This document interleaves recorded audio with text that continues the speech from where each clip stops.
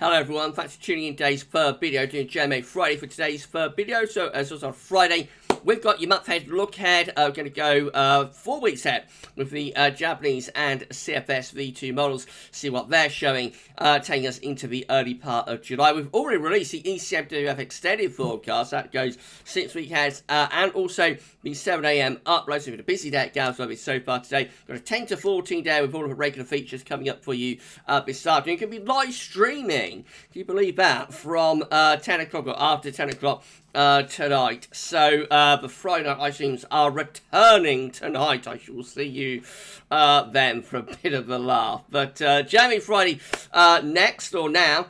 So I shall get on with it for you in a second. I think I'll turn the webcam off this one.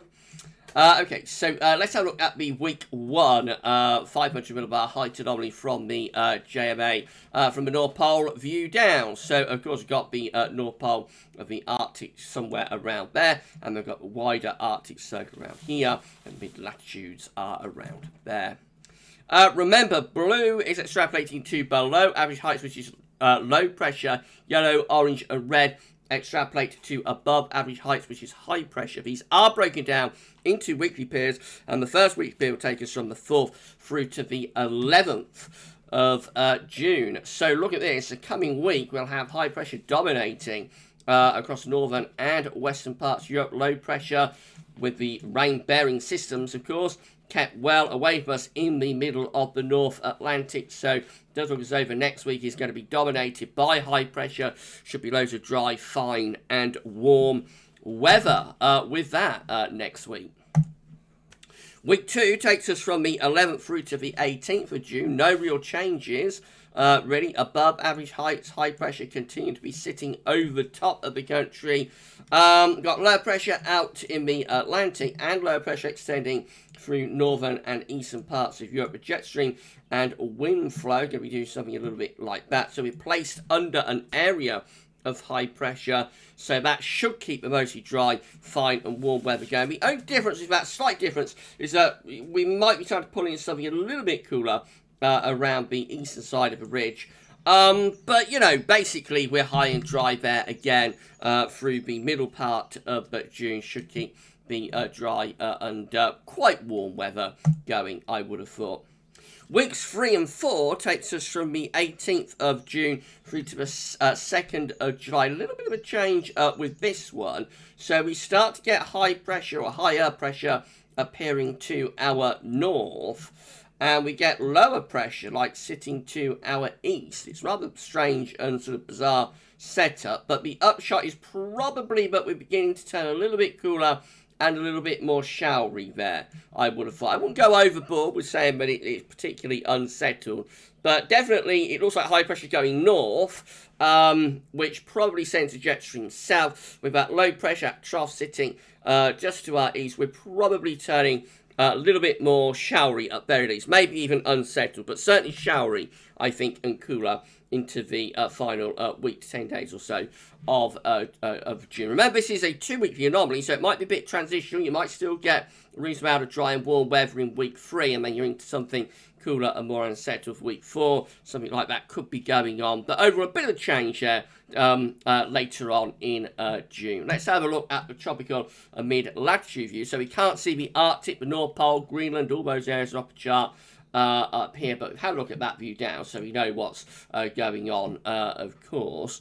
So this is the week 1 500 millibar height anomaly, the British Isles and Ireland in the top right-hand corner of the chart as you are looking at it. So again, a reminder of that week 1 500 millibar height anomaly. High pressure just in over top of the country from the 4th through to the 11th of June. It means that the temperature anomaly is signalled to be above average, 1 to 2 degrees warmer than average in those yellow colours. So a warm week coming up next week.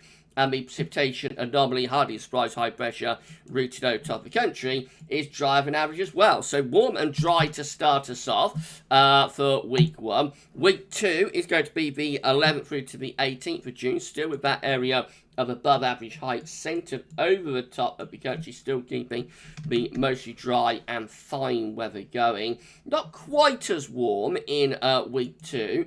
So the temperature is still above average, still hinting at those yellow colours, but perhaps just slightly cooler as winds coming around the ridge from slightly more of a northeasterly type direction. So it could be a bit cooler there, but still on the warm side, still pleasant, and still dry of an average as well. No precipitation problems at all above, so slightly above average temperatures and drier than average. Again, keeps the warm and dry theme going really into the middle of June. And then those changes as we get through into weeks 3 and 4. So now we can't see it really all that well, but we know we get some higher pressure beginning to set up here, and then we've got this low pressure to our east. It is rather a strange 2-weekly anomaly, but the temperature is clearly lowering here, so starting to go cooler. And come over here, you can see that many parts of the continent are beginning to go cooler than average as well, from the 18th of June through to the 2nd of July. And also a little bit more unsettled, particularly focused on England and Wales, with some rather above average rainfall. Still a bit dry of an average across northern and northwestern parts of the country. Definitely looks like there's a transition taking place there to something a bit more unsettled, maybe, let's say showery, but could be unsettled and cooler as we get into the last week or so of June. It would be in line with what we saw with the ECM extended update today as well. Right, let's have a look at CFSV2, see how that compares. So again, these are 500 millibar heights broken down into week periods. The first week period takes from the 4th through to the 10th of June. The coming week again has high pressure dominating over and to the east of the country. Could be mostly dry and will be drawing up warm or potentially even quite hot sort of southerly southeasterly winds in the coming week. Week 2 also dominated by high pressure, 11th through to 17th of June. Again, above average height sitting over to the north of the country, around the high. Winds coming in from an easterly direction. I've got quite a bit of low pressure through the Met, which is a bit unusual this time of year. So I would have thought a lot of heavy showers and thunderstorms like through southern Europe, and probably cooler than average temperatures as well. But that's not a problem for us. We're mainly dry and warm at this point, again, through the middle part of June. Changes as we get through to week 3. This is the 18th through to 24th of June. The high pressure then pulling out north and west. So the above average heights pulling out into the Atlantic. Low pressure across western and southwestern parts of Europe. That low pressure might be starting to threaten rain, possibly thunder initially, into more southern parts of the country. So signs of a breakdown of a ridge to something cooler and more unsettled. And then look at this, by week 4, which is the 25th of June to the 1st of July, we actually find ourselves under a trough of low pressure, with high pressure in the middle of the Atlantic, moving up towards southern Greenland, and high pressure around Svalbard. So signs of blocking potentially re-emerging. Again, we know all about that. Of course, had a lot of it this year. So that obviously sends the jet stream southwards and turns things a lot cooler and a lot more unsettled there. If we are under that trough of low pressure, we would expect showers, if not longer spells of rain and cool temperatures through the last week of June. So let's see how the temperature anomaly is holding up over the next 4 weeks. This is week 1.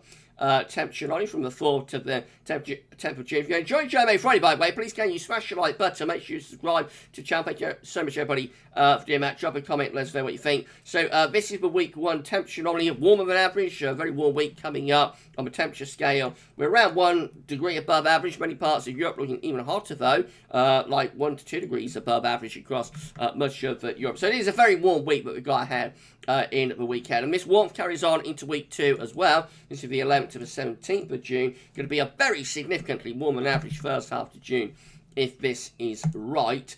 Week 3 also looking relatively warm. This is the 18th to 24th of June. So despite the high pressure pulling away from us, actually the CFS wants to keep this rather warmer than average as well, although a little bit less so.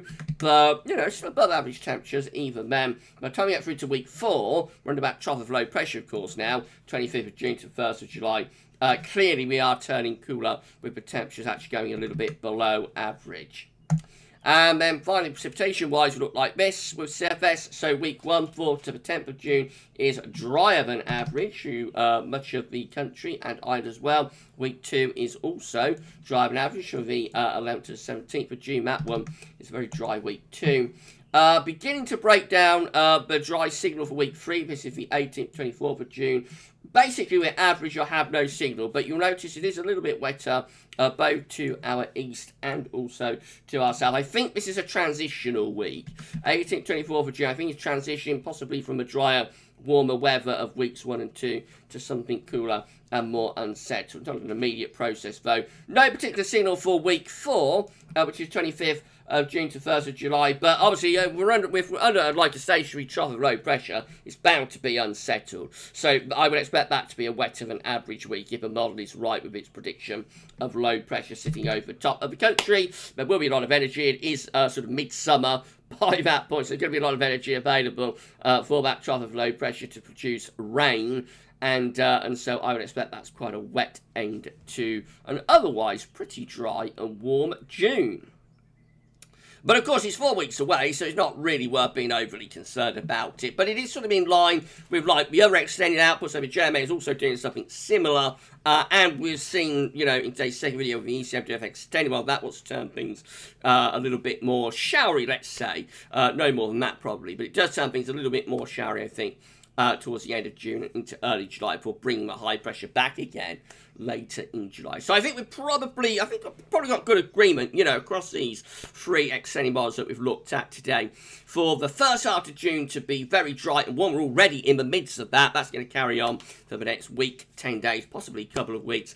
Second half of June, sort of final week to 10 days in particular, turns cooler and more showery. Let's not go any further than that at the moment, but could turn quite unsettled. That may carry on into early July before perhaps things get dry and warmer again later on into July. But of course, that's a long way off, and we'd have to see about that.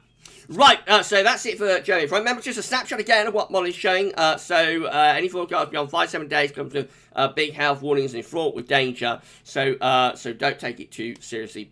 Large pinches of salt required. We'll be back later on with our 10 to 14 day, which will have all regular features included in it as well. And we can be live streaming, as I say, from 10 o'clock tonight, or after 10 o'clock tonight, so I shall see you live then for a bit of Friday night fun. For this one, though, that's all for now, and thanks for watching.